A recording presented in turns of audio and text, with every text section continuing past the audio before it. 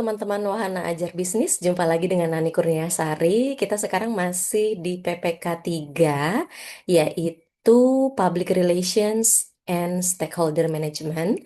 Tapi kita sudah masuk ke modul 4 ya.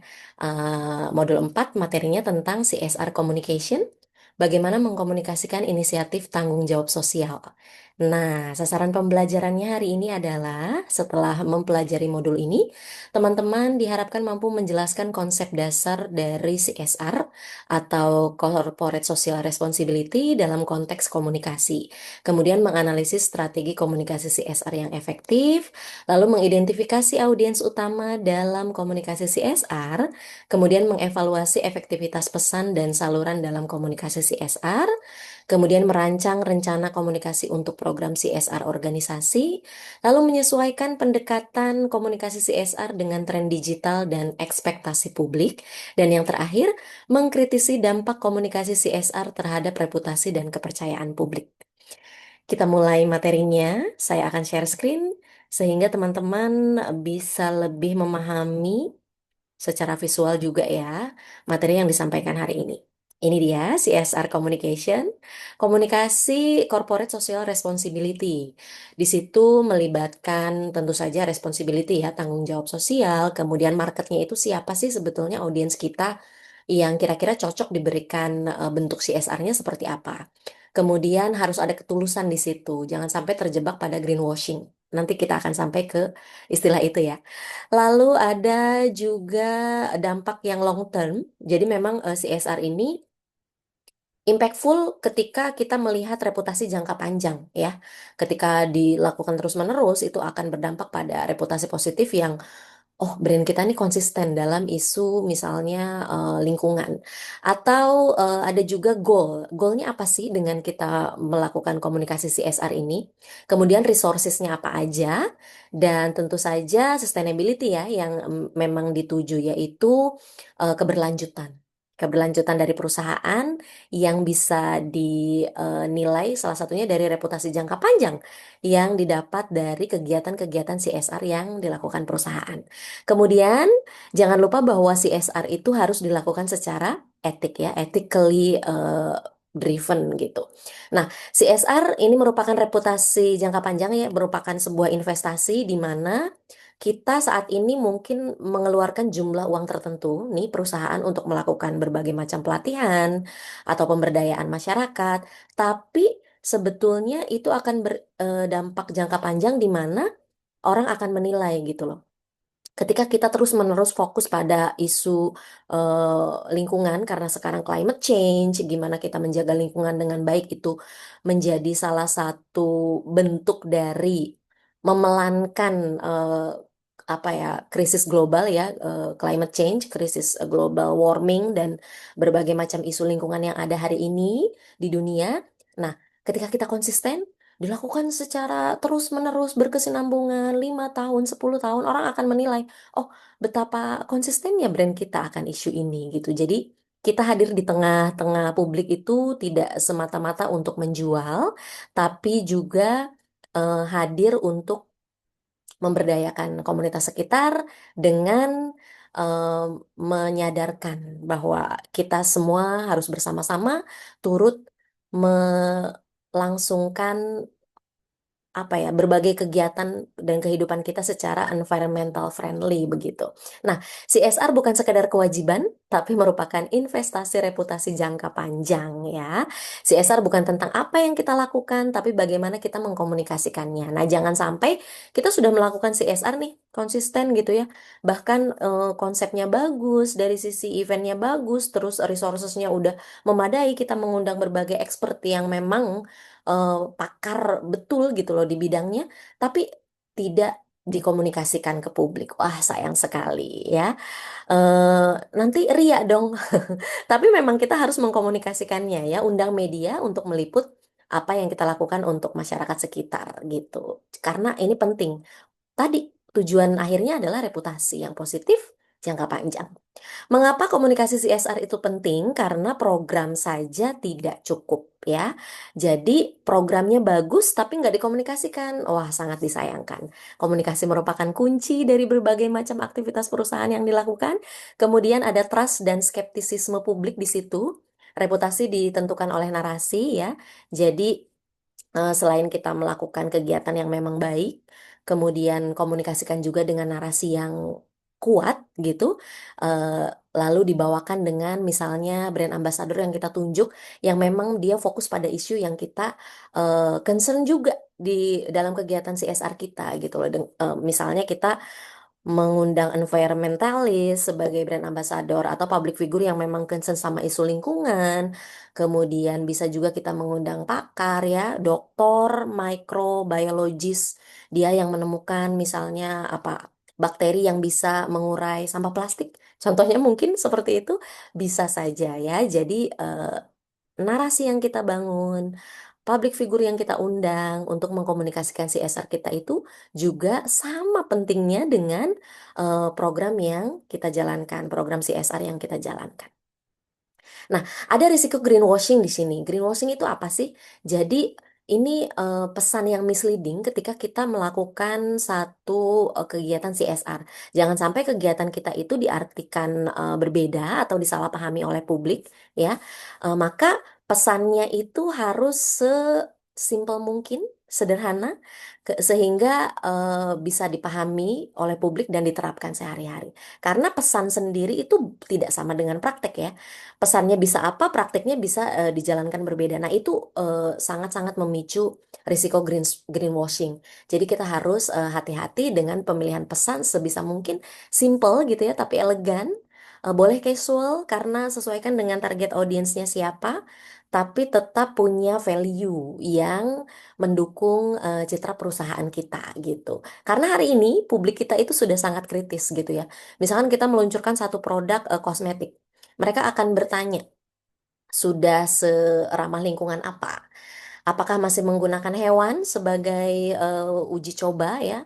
Atau masih menggunakan bahan-bahan yang tidak ramah lingkungan, yang tidak bisa diperbarui? Itu publik sekarang sudah melek gitu. Mereka bisa mencarinya di berbagai macam platform karena hari ini era keterbukaan informasi, jadi publik akan semakin kritis. Nah, ketika ada greenwashing, tentu reputasi perusahaan akan runtuh. Ini jangan sampai terjadi.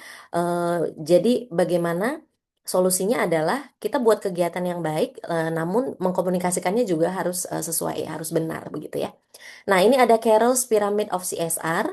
Yang pertama adalah dari apa namanya stage yang paling bawah dulu itu secara ekonomik ya. Jadi kita harus responsible perusahaan responsible economically gitu. Kemudian di tingkat berikutnya legal responsibility, kita juga harus apa namanya taat hukum ya, tidak bertentangan dengan berbagai macam etika dan ketentuan. Lalu ada ethical responsibility.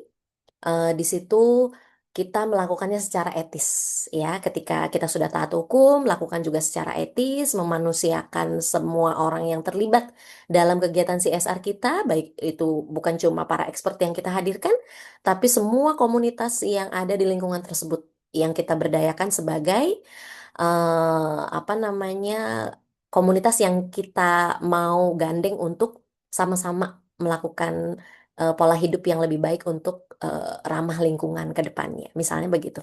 Lalu yang berikutnya adalah philanthropic responsibility. Ini kita berusaha untuk hadir di tengah-tengah masyarakat ya, filantropis ya. Kita memberikan sumbangsi tertentu, materi, energi, berbagai macam bentuk program, pelatihan, pemberdayaan, kemudian melakukan berbagai macam apa istilahnya advokasi. Advokasi itu mendalam, jauh lebih mendalam ketimbang kita sekedar memberikan informasi atau mengedukasi. Jadi gitu, secara Carroll's Pyramid of CSR, ekonomik, legal, ethical, and philanthropic, berbagai tahapnya kita lalui. Nggak apa-apa kalau misalkan di awal perusahaan kita economically dulu nih dan legal ya. Kemudian kita nanti merambah ke etik bahkan sampai philanthropic. Misalnya, kita buat foundation untuk scholarship, untuk beasiswa kepada seluruh misalnya student yang berprestasi tapi tidak mampu gitu ya. Itu banyak dilakukan. Saya mengamati misalkan contoh produk kosmetik halal pionir di Indonesia, Wardah, itu dia bahkan memberikan banyak sekali beasiswa kepada anak-anak berprestasi, student Indonesia yang dia baru lulus SMA, kemudian diberikan beasiswa selama 4 tahun untuk mengejar gelar sarjana gitu. Ini menjadi satu contoh baik ya, best practices yang bisa diteladani oleh berbagai perusahaan lainnya, contohnya segitu. Jadi dia sudah di sisi filantropik tuh eh, kegiatan CSR-nya. Karena membiayai bukan cuma satu orang student ya, kita juga di situ sedang membangun sebuah generasi yang lebih baik lagi. Ketika misalnya seorang student yang dia berbakat, berprestasi, namun terkendala secara ekonomi untuk melakukan apa namanya, terkendala secara ekonomi untuk melanjutkan studinya, itu patut dibantu dan perusahaan hadir untuk menangani ya, hadir untuk menangani problem tersebut gitu. Kemudian ada juga strategi Morsing and Schools. Ini information itu memberitahu ya, memberikan informasi, kemudian juga merespons, menanggapi dan yang terakhir terlibat ya, melibatkan. Ini sosok yang paling ideal.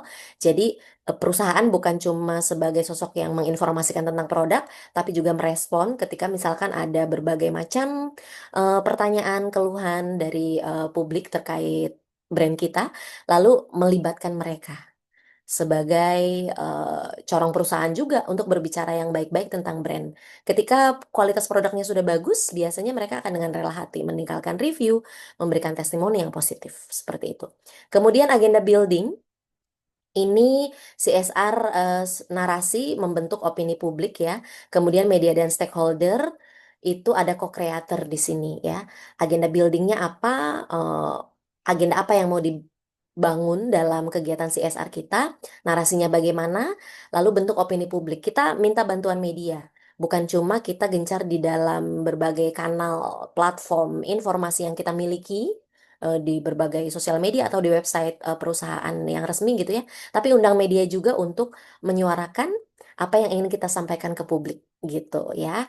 Maka penting kita melakukan hubungan media yang baik, media and stakeholder sebagai co-creator gitu. Jadi bukan cuma dari sisi perusahaan, media juga ikut membantu gitu. Lalu ada digital CSR. Ini harus dilakukan secara interaktif karena memang itu nature-nya digital hari ini.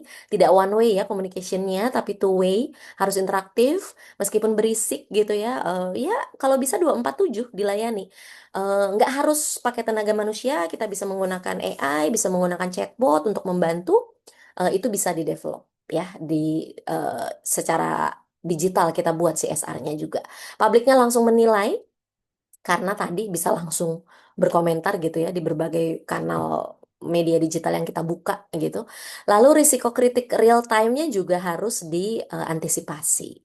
Tantangan utamanya adalah apa? Yang pertama trust deficit, budaya lokal, kemudian peran CEO, kemudian CSR dan ESG ini muncul lagi. Jadi CSR itu salah satu bentuknya adalah dia environmental social governance. Jadi tata kelola perusahaan, kemudian bagaimana cara kita menyajikan program CSR kepada publik itu menjadi tantangan tersendiri karena memang misalnya kita perusahaannya di kota besar, terus kita fokus sama komunitas di remote area yang misalnya apa?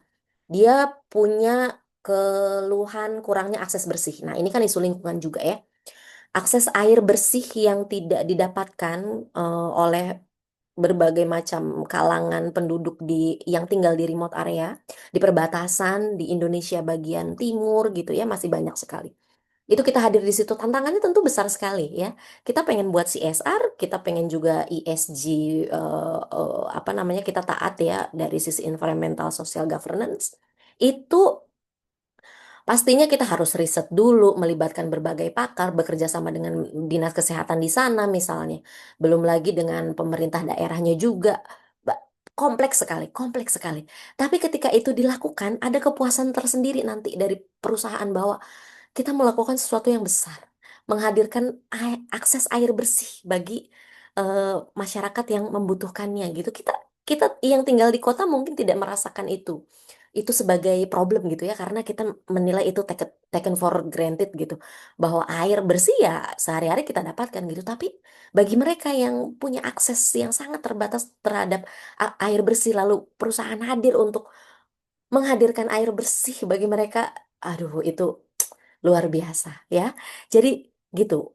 Eh, Tantangannya adalah kita buat eventnya yang bagus gitu, programnya yang berkelanjutan. Jangan lupa undang media untuk meliput ini karena ini penting ya, sebagai corong perusahaan untuk menyampaikannya kepada publik bahwa kita sudah sejauh itu program CSR yang dilakukan.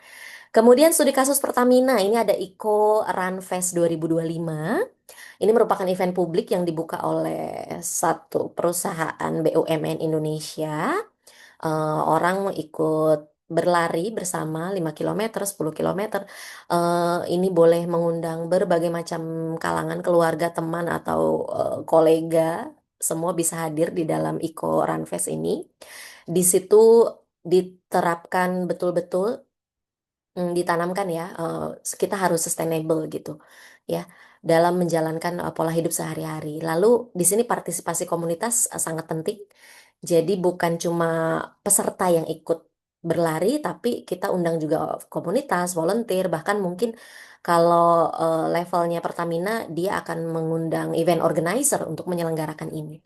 Nggak masalah, yang penting komunikasi dari Pertamina ke IO tersebut sampai semua selesai gitu, sehingga nanti ketika eventnya dilaksanakan itu sudah sesuai dengan apa yang dituju oleh Pertamina gitu ya. Refleksinya apa? Bagaimana cara menghindari greenwashing dan menjaga trust, khususnya ketika itu diterapkan dalam perusahaan Anda. Untuk menutup, ada satu quote menarik, CSR yang otentik membangun reputasi bukan sekadar citra. Terima kasih banyak, semoga bermanfaat modul 4 kali ini. Ada satu modul terakhir di PPK 3 yaitu modul 5. Kita akan jumpa lagi di modul 5 PPK 3. Terima kasih.